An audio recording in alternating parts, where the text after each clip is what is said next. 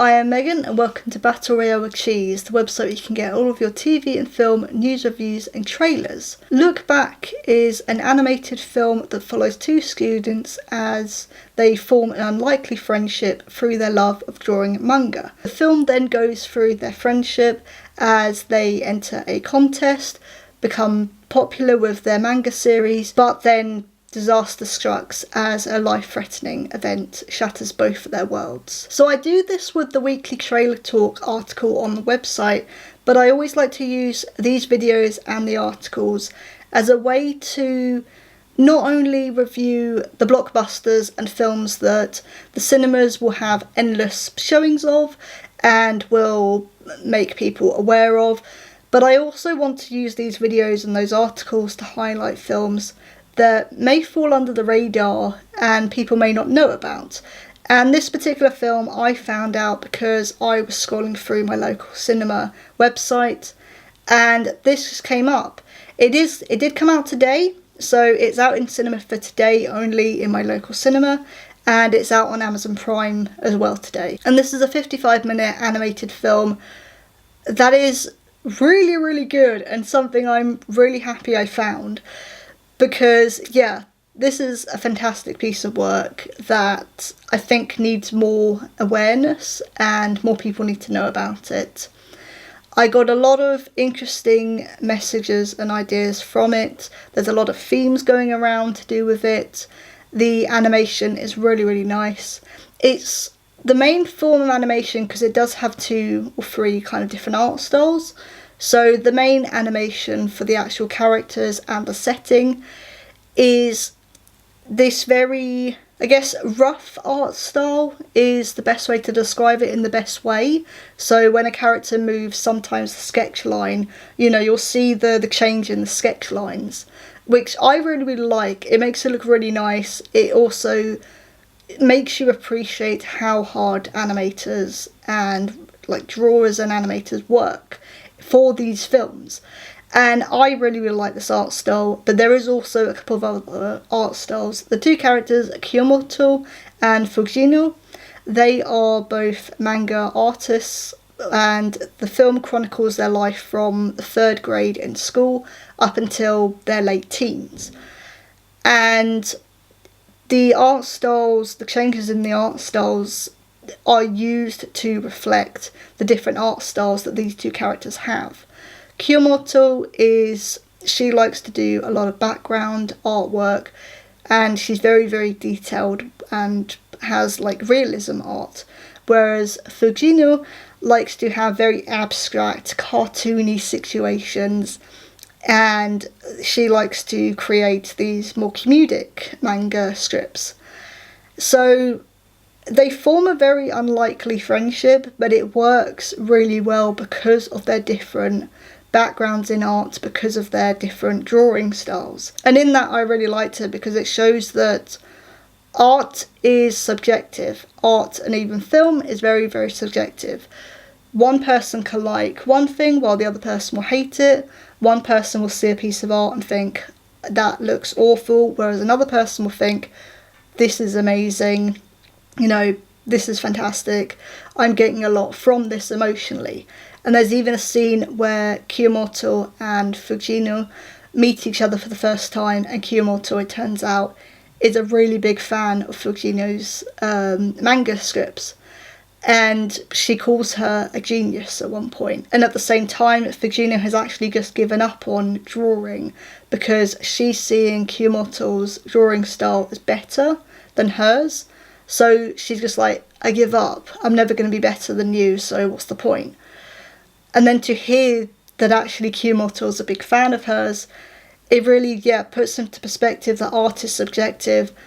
Just because one person does a style of artwork, then another doesn't mean that that person's better than you or the other way around. Again, art is subjective. And going back to the main art style that's used, once again, like I said, it's really rough. You can see the sketch lines sometimes, especially if something's moving really quickly. There's a lot of running and stuff. And even in the backgrounds, when people are walking around, you can see sort of the sketch lines and stuff. But I think with a premise like this and with the themes that this film is doing, that really, really works, because it really goes into the whole thing of, I'm trying to think how to describe it, the whole thing of these two artists have very different art styles, have very different ideas of what they want to do with their art, as well as the fact that, yeah, art takes a lot of hard work to do. And there's even a montage at one point, there's a couple of montages in this actually, but there's one montage where Fujino first discovers Kiyomoto's artwork and decides, okay, I'm going to improve my art, and that encourages her to improve her art. But at one point, it's just a montage of her constantly working hard, not really doing much else and pushing everything else to the side. And there was a couple of conversations and a couple of quotes that came up from this. Eventually, it cuts to about, I think it's a year or two later, and one of her old friends is coming up to her and said, like, when are you going to stop drawing? Like, when are you going to grow out of this, essentially? And this is another theme that at one point the film brings in.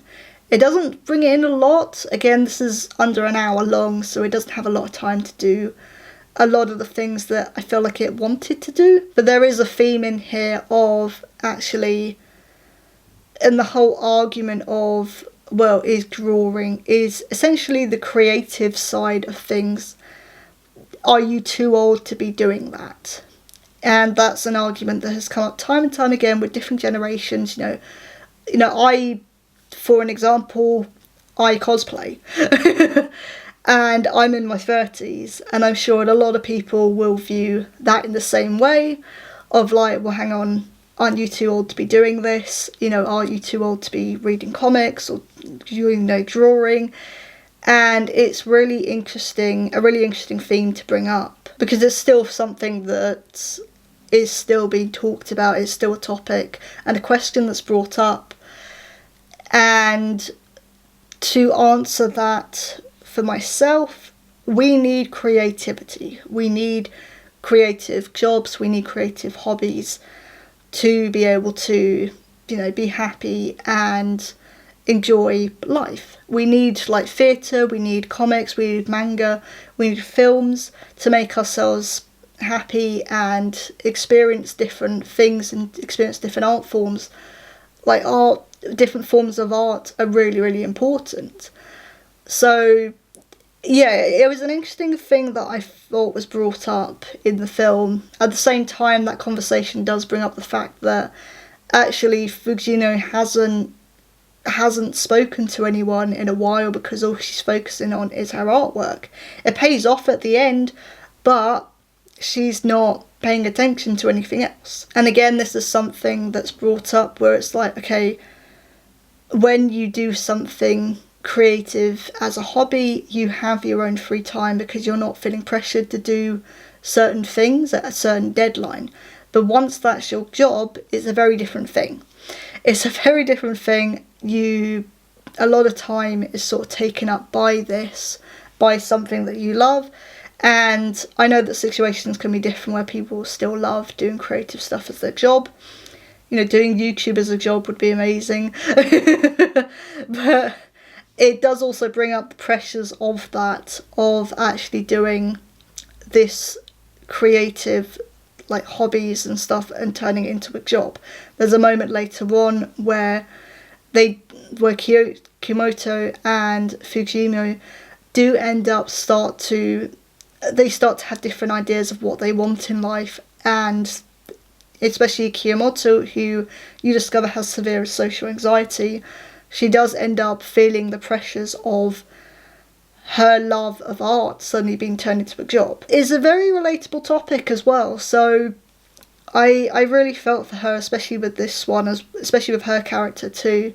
Like, she does have severe social anxiety. I kind of guessed that from the start, to be honest, but she does confirm it later on in the film. Yeah, I really felt for her, actually. I think if I was to critique anything, it would be that and I'm not going to spoil what it is, but I think the particular life-changing event that I mentioned did kind of come out of nowhere, but at the same time, it's the reason the film is given its title.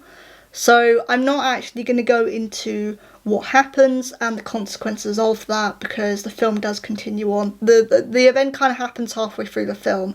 I'm not going to go into it actually, because I really want you guys to watch this. And I want more people to watch this, and I want to raise more awareness of this film. So I'm not going to go into what that actually is. It kind of shows that life will throw you unexpected things that you might not be ready for. So at the same time, on one side I'm like, okay, well that came out of nowhere, but at the same time, it's very much in that theme of life is unexpected. You don't know what's going to happen tomorrow, you don't know what could happen in the next 5 minutes, and that's an example of it. So I'm kind of torn with that one at the same time, but overall I really enjoyed this.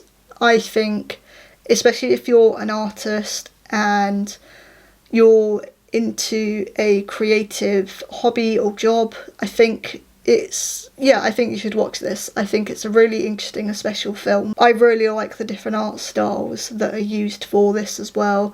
The rough, sort of messy, sketchy art style does make a lot of sense with this, with what they're going for, with what the story is and what the themes are.